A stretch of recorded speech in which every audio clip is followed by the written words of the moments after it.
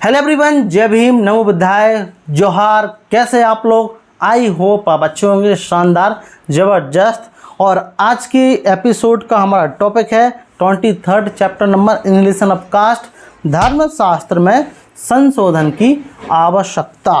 तो धर्मशास्त्र में संशोधन की आवश्यकता, चैप्टर नंबर 23। रिपीट कर रहा हूँ।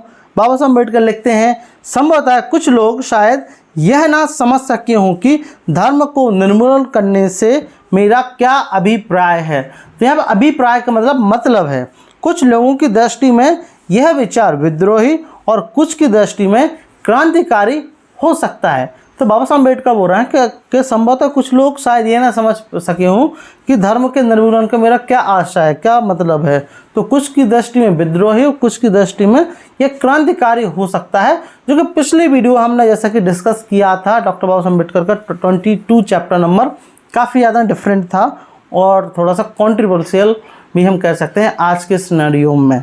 ठीक है, तो आगे लिखते हैं बाबा साहब अम्बेडकर, अतः मुझे अपना दृष्टिकोण स्पष्ट करने की आवश्यकता है। तो यहाँ पर बाबा साहब अम्बेडकर अपना जो दृष्टिकोण है वह स्पष्ट करने की बात कर रहे हैं। पता नहीं आप लोग सिद्धांतों व नियमों में कोई भेद मानते हैं या नहीं। जहाँ तक मेरा प्रश्न है, मैं इसमें अंतर नहीं मानता, बल्कि अंतर को वास्तविक और महत्वपूर्ण भी मानता हूँ। तो बाबा साहब अम्बेडकर बोल रहे हैं कि धर्म और सिद्धांत में जो अंतर है, जो बहुत ज़्यादा मानते हैं, मतलब अंतर ही नहीं बल्कि वास्तविक और महत्वपूर्ण भी मानते हैं कि धर्म और सिद्धांत में अंतर होना चाहिए। नियम व्यवहारिक होते हैं जो कुछ निश्चित आदर्शों के अनुरूप मनुष्य को अभ्यस्त आचरण को दर्शाते हैं। तो बाबा साहब अम्बेडकर बोल रहे हैं कि जो धर्म है, नियम है, निश्चित आदर्शों के अनुरूप जो मनुष्य का आचरण है उसकी प्रति अभ्यस्तता को दर्शाते हैं, उस आचरण को। ठीक है, आगे लिखते हैं, जबकि सिद्धांतों का रूप बौद्धिक होता है। जो सिद्धांत होता है वो बौद्धिक होता है, मतलब it is intellectual, it can be settled, this is intellectual, और मनुष्य के कार्यों को निर्णय का उपयोगी आधार प्रस्तुत करता है। तो जो सिद्धांत है जो वो बौद्धिक होता है, इंटेलेक्चुअल होता है, जो मनुष्य के कार्यों के निर्णय का उपयोगी आधार प्रस्तुत करता है।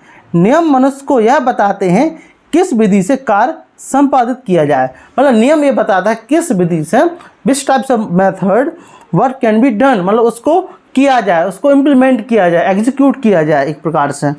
सिद्धांत कोई कार्यविधि निर्धारित नहीं करते। जो सिद्धांत होता है वो कार्यविधि निर्धारित नहीं करते, जैसे कि खाना पकाने के तरीकों की भांति। नियम हमें यह बताते हैं कि क्या कार्य किया जाए और कैसे किया जाए। नियम होता है वो क्या कार्य करना है और कैसे करना है, यह नियम बताता है, बाबा साहब अम्बेडकर बोल रहे हैं। इसके विपरीत न्याय के सिद्धांत के समान सिद्धांत मुख्य मुद्दे को रखता है। जो सिद्धांत है, जो मुख्य मुद्दा है, मेन एजेंडा है, उसको रखता है, जिसके लिए उस उद्देश्य एवं इच्छाओं को धारण करता है। ठीक है, तो जिसके लिए जो उद्देश्य है, whatever you have your aim, और जो इच्छा, जो आपके विश है, उसको धारण करेगा। ठीक है, अडेप्ट करेगा। सिद्धांत ही व्यक्ति को हमारा मार्गदर्शन करके बताते हैं। जो सिद्धांत है वो हमारा मार्गदर्शन करके बताते हैं कि किस बात पर विचार करते समय किन तत्वों को मस्तिष्क में रखना चाहिए। मतलब एक प्रकार से सिद्धांत व्यक्ति को मार्गदर्शन, जो आपको वे देगा, इट विल गिव यू वे, रास्ता देगा, बताएगा कि किस प्रकार के विचार को दिमाग में, मतलब तत्वों को दिमाग में रखना चाहिए। अब यहाँ पर बाबा साहब अम्बेडकर आगे लिख रहे हैं क्या, सिद्धांत और नियमों के इस अंतर के कारण ही संपादित कार्य महत्वपूर्ण और परिणाम की दृष्टि से भिन्न हो जाता है। अब इसको आप कॉन्टेक्स्ट तो समझना था, किस कॉन्टेक्स्ट में बात कर रहे हैं। नियमों के अनुसार किसी कार्य का सुसंपादित होना सिद्धांतों की दृष्टि से सुसंपादित होने से भिन्न होता है। यहाँ बाबा साहब अम्बेडकर बोल रहे हैं। ठीक है, सिद्धांत गलत होते हुए भी कार्य नियंत्रित हो सकता है।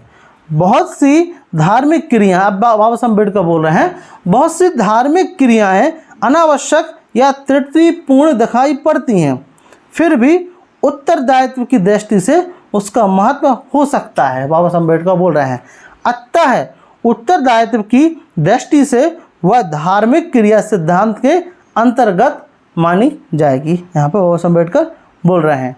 ठीक है, हमें इसे नियम नहीं, मतलब इसे नियम नहीं माना जा सकता, बाबा साहब अम्बेडकर बोल रहे हैं। और जो ही यह क्रिया नियम का धारण रूप लेती है, इसका धार्मिक स्वरूप समाप्त होता है, हो जाता है, बाबा साहब अम्बेडकर बोल रहे हैं। क्योंकि नियम के स्वरूप धर्म का उत्तरदायित्व वाला आवश्यक तत्व इसमें समाप्त हो जाता है। यहाँ पर बाबा साहब अम्बेडकर बोल रहे हैं। अब बाबा साहब अम्बेडकर आगे लिखते हैं, अब आइए उपयुक्त कसौटी पर हिंदू धर्म का विश्लेषण करें। तो यहाँ तक बाबा साहब अम्बेडकर ने जो नियम है और सिद्धांत है उसके बीच में डिफरेंस की बात की है। अब धर्म का विश्लेषण करें, मतलब हिंदू धर्म को एनालाइज करें। तो हिंदू धर्म क्या है, बाबा साहब अम्बेडकर बोल रहे हैं, सिद्धांतों व नियमों दोनों में से किस श्रेणी में आता है, बाबा साहब अम्बेडकर बोल रहे हैं। जब यह हिंदू धर्म जैसा कि वेदों और स्मृतियों में बताया गया है, बाबा साहब अम्बेडकर बोल रहे हैं, त्याग पर आधारित सामाजिक, राजनीतिक व सफाई संबंधी नियमों एवं धाराओं का ढेर है। यहाँ पर बाबा साहब अम्बेडकर बोल रहे हैं जो सब का गड़बड़ है। क्या है, सब गड़बड़ है, मतलब गड़बड़ है पूरा। ठीक है, हिंदू जिसे धर्म कहते हैं वो कुछ और नहीं, बाबा साहब अम्बेडकर बोल रहे हैं, आदर्शों और प्रतिबंधों की भीड़ है। तो हिंदू धर्म और कुछ नहीं है, ये आदर्शों और प्रतिबंधों की भीड़ है। हिंदू धर्म वेदों व स्मृतियों, ज्ञान, कर्म, सामाजिक शिष्टाचार, राजनीतिक व्यवहार तथा शुद्धता के नियम जैसे विषयों पर खिचड़ी संग्रह मात्र है। ठीक है, तो क्या है, एक खिचड़ी संग्रह मात्र। खिचड़ी का मतलब क्या होता है, जब हम खिचड़ी बनाते हैं तो उसमें सब मिक्स कर देते हैं, जो आपका मन हो, जो आपको खाना है वो डाल दो, दाल डाल दो, चावल डाल दो, हरी सब्जियां डाल दो, जो भी आपका मन हो। तो हिंदू धर्म क्या है, बाबा साहब अम्बेडकर बोल रहे हैं, वेदों, स्मृतियों, यज्ञ कर्म, सामाजिक शिष्टाचार, राजनीतिक व्यवहार, शुद्धता के नियम जैसे अनेक विषयों की मतलब खिचड़ी संग्रह मात्र है। हिंदुओं का धर्म बस आदर्शों व निर्देशों की संहिता के रूप में ही मिलता है, बाबा साहब अम्बेडकर बोल रहे हैं। और वास्तविक धर्म जिसमें आध्यात्मिक सिद्धांतों का विवेचन हो, जो वास्तव में सर्वजनीन और विश्व के सभी समुदायों के लिए हर काम में उपयोगी हो, हिंदू धर्म में पाया नहीं जाता, बाबा साहब अम्बेडकर बोल रहे हैं।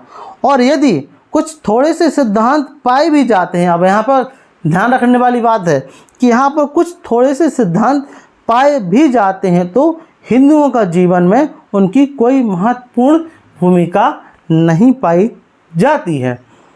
हिंदुओं का धर्म, अब लिख रहे हैं क्या, हिंदुओं का धर्म आदेशों व निर्देशों का धर्म है। तो जो हिंदुओं का धर्म है, आदेशों व निषेध, मतलब जो आदेश देंगे और जो निषेध करेंगे, मतलब उसका ये काम नहीं करना, ये काम मना है, उसका ही धर्म है।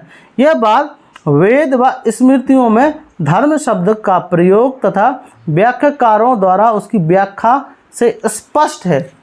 वैसे बाबा साहब अम्बेडकर नहीं बोल रहे हैं, वो बोल रहे हैं कि वेद व स्मृतियों में धर्म शब्द का प्रयोग व्याख्याकार जिसने इसका एक्सप्लेनेशन किया है, व्याख्या की है, उसका उस व्याख्या में क्या है, स्पष्ट है, मतलब क्लियर है। वेदों में धर्म का आशय अधिकांश धार्मिक अध्यादेशों और अनुष्ठानों में पाया जाता है। जैमिनी ने भी अपने पूर्ण मीमांसा में धर्म की परिभाषा है। अब यहाँ पर क्या लिख रहे हैं कि एक प्राप्त श्रेय या परिणाम जो कि वैदिक उदाहरणों में इंगित किया गया या जो वेदों में निश्चित हो के रूप में ही है। और सरल भाषा में इसे कहा जा सकता है कि हिंदू जिसे धर्म कहते हैं वह वास्तव में विधि या अधिक से अधिक विधि सम्मत वर्ण नीति है, यहाँ पर बोल रहे हैं। सच पूछा जाए तो मैं ऐसे अध्यादेशों की संहिता को धर्म मानने के लिए तैयार नहीं हूँ, यहाँ पर लिख रहे हैं। ठीक है, आगे, धर्म नामधारी हिंदुओं की इस आदेश संहिता की पहली बुराई तो यह है कि, अब ये बोल रहे हैं कि इस आदेश और इसकी पहली बुराई यह है कि इसमें मनुष्य के नैतिक जीवन की स्वतंत्रता व विवेकशीलता का हनन हो जाता है। जो मनुष्य की स्वतंत्रता है और विवेकशीलता है उसका हनन हो जाता है, वह ऊपर से थोपे गए नियमों का दास बन जाता है। जो ऊपर से थोपे गए जो नियम है, जो रूल्स है, उसका दास बन जाता या बिकन सेडेड स्लेव या गुलाम बन जाता है। इसमें आदेशों की प्रति कोई निष्ठा नहीं पाई जाती, केवल आदेशों का अनुसरण ही धर्म है। जो आदेशों का जो अनुसरण है वही क्या है, धर्म है। इसके अतिरिक्त इसका सबसे बुरा रूप तो यह है कि इसके जो नियम कल लागू थे वह आज भी लागू हैं। जो नियम थे जो कल भी लागू थे वो आज भी क्या हैं, लागू हैं, और आगे भी हमेशा वही नियम लागू रहेंगे। साथ ही साथ यह सभी वर्गों के लिए समान ना होने के कारण अन्यायपूर्ण है, कि जो सभी वर्गों के लिए समान नहीं है, इट इज़ नॉट इक्वल, ठीक है, it is indifference, it is unequal बोल सकते हैं। और चूँकि ये नियम हमेशा हमेशा के लिए बन गए हैं, अतः उपयुक्त अन्याय भी हमेशा के लिए स्थायी हो जाता है। तो जो अन्याय है वो हमेशा के लिए क्या, स्थायी हो गया, आपका परमानेंट हो गया, क्या, अन्याय हो गया। इस समय इन नियमों के ऋषियों तथा मंत्रद्रष्टाओं द्वारा निर्मित होने में कोई बुराई नहीं है। असली बुराई यह है कि इन्हें चित्रण और स्थिर बना दिया गया है। तो जो नियम बने थे वो उसमें कोई बुराई नहीं है जो भी थे, लेकिन उसको स्थिर बना दिया, इट इज़ परमानेंट, ठीक है। मनुष्य की प्रसन्नता भी सदैव एक सी नहीं रहती, बाबा साहब अम्बेडकर बोल रहे हैं। विभिन्न युगों में विभिन्न परिस्थितियों के अंतर्गत विभिन्न दशाओं में विभिन्न लोगों की प्रसन्नता के कारण इसका आधार भिन्न होते हैं। यहाँ पर बाबा साहब अम्बेडकर बोल रहे हैं। ऐसी स्थिति में बिना संशोधन व काट छाट के कहीं चित्रण नियमों की मान्यता कैसे सहन कर सकती है, बाबा साहब अम्बेडकर स्पष्ट बात कर रहे हैं। जैसे कि बाबा साहब अम्बेडकर ने संविधान बनाया, आपको पता है, ठीक है, तो उसमें जो अधिकार दिए हैं, जो मूलभूत अधिकार है, बस उनको जो सबके लिए वो चेंज नहीं हो सकते हैं। बाकी जो मूल चीज़ें हैं, बाकी जो संशोधन, उसमें संविधान में संशोधन किया जा सकता है। जैसे कि संविधान में काफ़ी ज़्यादा जब से लागू हुआ है, जब से संशोधन होते आ रहा है, वो अभी हो रहा है, ठीक है, लेकिन धर्मों में ऐसा नहीं है, इसलिए बाबा साहब अम्बेडकर बोल रहे हैं।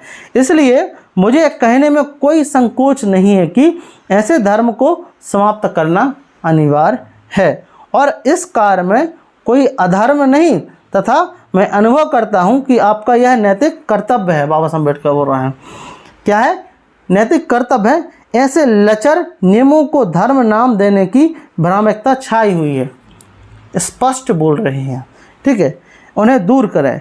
यह कार्य आपके लिए अनावश्यक है। एक बार यदि लोगों के दिमाग में से आप यह बात साफ कर दें कि जिसे आप धर्म समझते हैं वह धर्म ना होकर केवल नियम व कानून है, कानून मात्र है, तो आप उन्हें यह सरलता से समझा सकोगे कि अन्य सामान्य नियमों की भांति उपयुक्तता के अनुसार इनमें संशोधन किया जा सकता है, जैसा कि अभी तक भारत के संविधान में संशोधित किया जा सकता है लोकसभा और राज्यसभा के द्वारा बिल पारित करके।